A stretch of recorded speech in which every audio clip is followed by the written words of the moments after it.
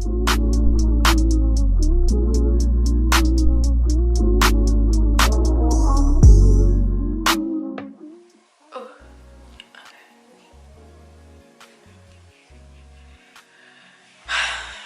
up, y'all? It's your girl Kiara, and I am back with another video.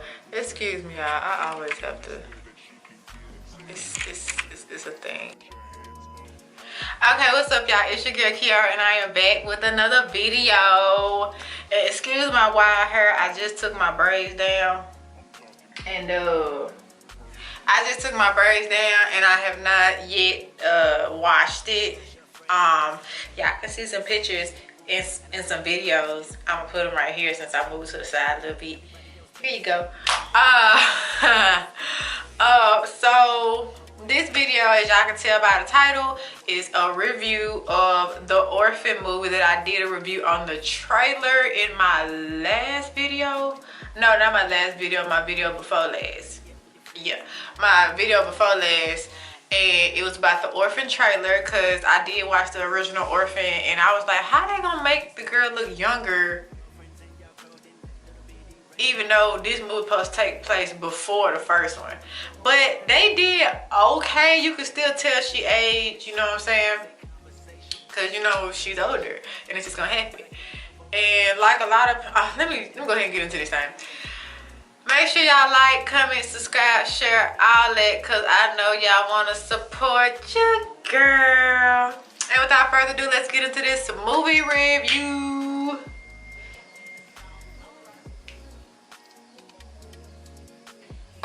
Okay, so the movie starts in Estonia, which is where, I forgot the woman, my bad. The woman's, her name was Lena or something like that. And she is in a crazy home, a mental facility. Security is out the butt. And a woman comes to basically be her art therapist or something, because she can really, like, that girl can really draw. That woman, I keep forgetting she's a grown woman playing as a girl. But the woman gets patted down, all this stuff. This is her first day. She get this big thick binder of everything, like what to, like, do's and don'ts basically of the place. And so they get all the way down the hallway to meet who she's supposed to be teaching today. Oh my god, the fuzzies. To meet who she's supposed to be teaching today, and one of the orders was like, hey, she basically got out. And she was like, who got out? And she was like, the woman, one of our most dangerous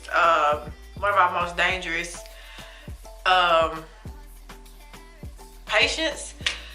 And so they basically pushed her off into the cafeteria, because they didn't think that maybe she in one of these rooms. And she looked behind her, and Lena, I'm probably saying her name wrong. I'm gonna put her correct name up here somewhere. But anyway, Lena, I'm just gonna call her Esther, because that's the name she eventually takes. Esther is drawing on the table, and doing what she do. And the teacher was like, your mom and your daddy must work here. And she was like, what you mean? So she basically got offended, like, what you mean? Like, what you mean my mom and my daddy must work here, basically? So she had that pencil, she was gonna take out. And so the man came in there literally right on time to save that woman, because she was gonna be over with. And so she leave to go do some more stuff. The girl eventually gets this security guard who is a simp, and he cuckoo. I don't even know why he should be one of the patients. You don't come into a patient's room because she, you know what I'm saying? No. So he bashes his head. Like, she seduced him at first because he's weak like that, and she bashed his head and stole his card, his key card or whatever, and basically got all the way through until the front door where the security guard was at. And she called one of the other patients' name. The other patient was I want to say she was a senile old lady. And all you gotta do is call her name and she go crazy. And so she called her name. The woman went crazy on the security guard, messed him up real bad. And She eventually escapes out the front door. And while the teacher woman is getting ready to leave, she sees Esther in front of the car light. And so she sees Esther run away, and she go back inside, leaving her door unlocked. Mistake number one. And so we find out that when the woman get back in, her door is still unlocked. So Esther just hopped in the trunk. And so Esther basically rides back to the teacher's house in her trunk. And Esther, when the woman, before she even get in her door good, Esther knocks her over the head with a crowbar. Like looks on her computer like lost children ages 9 to 12, I think, and she finds this girl who name was Esther, and she did look like the missing girl, honestly. So she dressed up like a little girl, this and that. And we found out that the teacher woman ain't dead, and Esther said it usually only takes one hit, and she hit her a couple more times, this and that. Then Esther goes out to an abandoned playground to get the attention of a police officer, and she's like, hey, my name is Esther, and my parents are in the United States. Cut to Connecticut, across the ocean, and we have this mother and father watching their son fence. And he's doing good, he's doing well, and the son like, hey, I'm finna go hang out with my friends, and the mother and father go their separate way. And so the dad's still distraught about the loss of their child, this and that. The police officer, I guess the detective who was on the case, tells dad that, hey, we found your daughter, this and that. And it has been 4 years since this girl has been missing. So when they see her, they don't think anything about her looking different or nothing like that. They take her home, show her to her new room, which she's outgrown. It's really girly, has a playhouse and everything like that in there. And when they the mama tries to touch the things around her neck, and like the girl grabs her and like, don't do that type stuff. And so time goes forward. They try to, get her, back into the groove of things. Esther tells them that she wants to paint and she knows how to play piano, and the dad is surprised because he thought she didn't like painting. And he brings her down to the painting room, and he was like, if I didn't know any better, I would have thought you'd never been in here before. She hasn't, because she's not Esther. And he shows Esther that he does this black light trick to where he turns on the black light and uses this other kind of paint to like paint, other stuff, like an extra layer. And that is what she uses in the first movie. Now we know why she used that type of paint and stuff like that. So what happens? They get ready to go to a charity event, the mama and the daddy, and they start getting busy, and Esther gets mad and rips the dress up because now she liking on daddy and she don't want to see nobody else touching on daddy. So they end up still going to the place. They had fun. The son, Gunner, who was the fencer guy, he was like, because Esther was like, so what we doing since mom and daddy are gone? He was like, we? So Gunner invites his booty hole friends to come over and have a party. They drinking, they smoking, they this and they that. Esther come down and be like, hey, I'm bored. Like, what are we doing? And he was like, go back and watch a movie. She was like, F you, this and that. The detective comes to the house and was like, I can smell the weed from the road. And he was like, I don't know what you're talking about. I'll let my mom know you stopped by and you basically act like you was never here or something like that. Or something like that, I can't remember. And so the detective ends up stealing a record off the record player in Esther's room with her fingerprints on it, because he don't believe that Esther is who she says she is. Esther followed this man back to his house and stabbed him up real good. And Esther was like, how do you know I'm not Esther? Her own mama don't even know she's not Esther. So the mama come out of nowhere and shoot that man. And the woman was like, I know you're not Esther because Esther is dead. Esther and her brother Gunner were play fighting, and Gunner took it too far and killed her. And they threw her body in this little shaft that they also throw the detective body in. And that kind of really got me, cause that's where like the scene, like the movie switched, and it was really a thing. Cause I'm like, so it all makes sense now why she burnt down the house and all that stuff. It makes so much sense. So basically, the mom was like, "You're gonna keep playing this role, or we're gonna get you arrested. So you gonna keep playing Esther." Cause my man, he's very much doing his thing. He's feeling way better. Basically in the bedroom, he's feeling better in the bedroom since his daughter is back. Cause I'm telling you, Daddy is the only one who don't know nothing. He is just as lost as he's the only person who don't know nothing. So they was like, "You gonna keep playing this role, or you get arrested." And she keep playing the role. And she was like, you think you're gonna steal my man? No, that's not happening. And she was basically like, "I'm finna go upstairs and hunch my husband," which she was trying to make Esther mad. Fast forward. I'm just getting to the nitty gritty. The mama basically was saying like,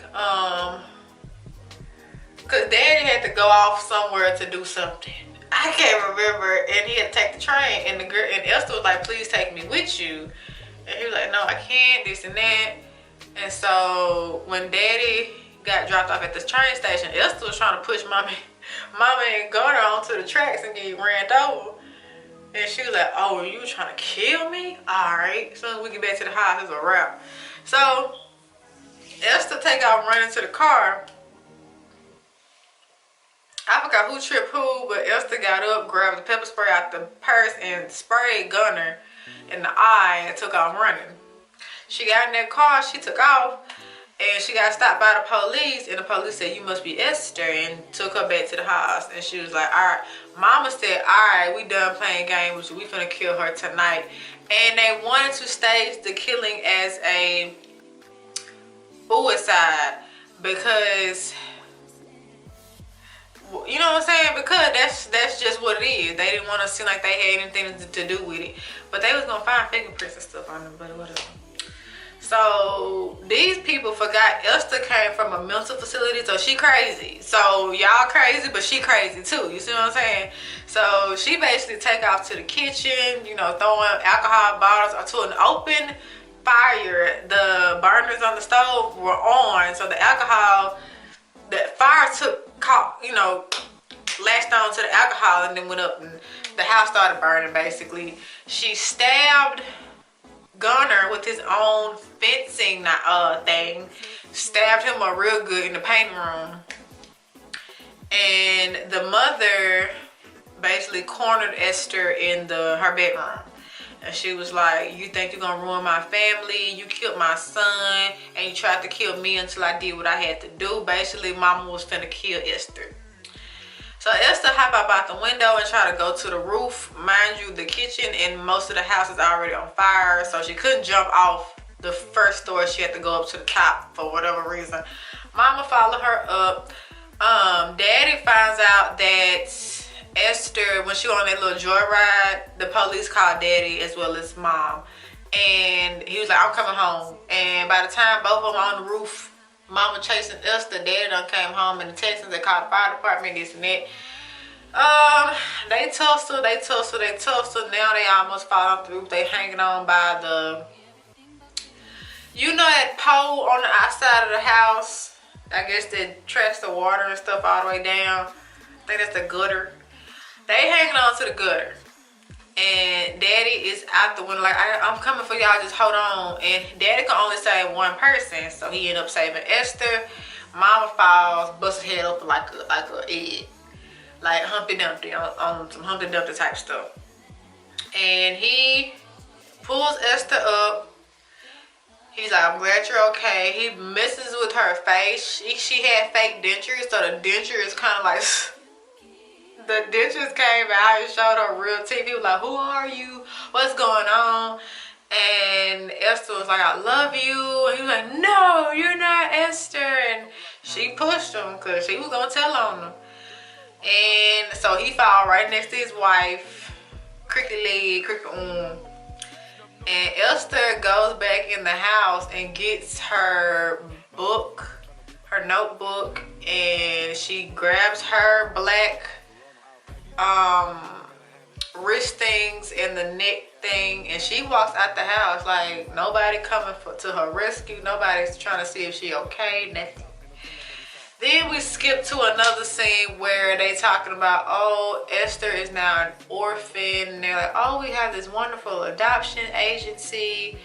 And that's basically where the first orphan starts, is at the end of the second one, when she is now labeled an orphan. Because nobody knows that she's not Esther. It was a mess, and towards like when the big reveal happened that the parents killed Esther and Esther wasn't really missing, I didn't know who to I didn't know who team to be on, because Esther crazy, but these people crazy too. So, cause mind you, they got money. They have money. When I say money. And so they basically got away with murdering their daughter. And daddy couldn't even get in trouble if he wanted to. He is completely oblivious to the situation. He ain't even, Mama and Gunner are like, they was the main culprit. They killed anyway. I thought it was good when I found out that the brother actually killed the sister and the girl wasn't really missing. Like I said, I didn't know who to root for. It was very exciting movie. Like, I was on the edge of my seat after the big surprise. I was on the edge of my seat because I'm like, ooh, they did drugs. So it was real good, and it really helped that it wasn't a lot of people in the movie, so I can actually focus on watching the movie and listening to the movie and stuff like that. But that is my review on Esther. I keep forgetting to put a spoiler warning at the beginning of these things, but I'm gonna put it in the beginning. So that's it. If y'all like my reviews or y'all want to see something else, let me know. I will accommodate as much as I can. Make sure y'all like, comment, subscribe, share, all that, because I know y'all want to support your girl. And like I always say, I will see y'all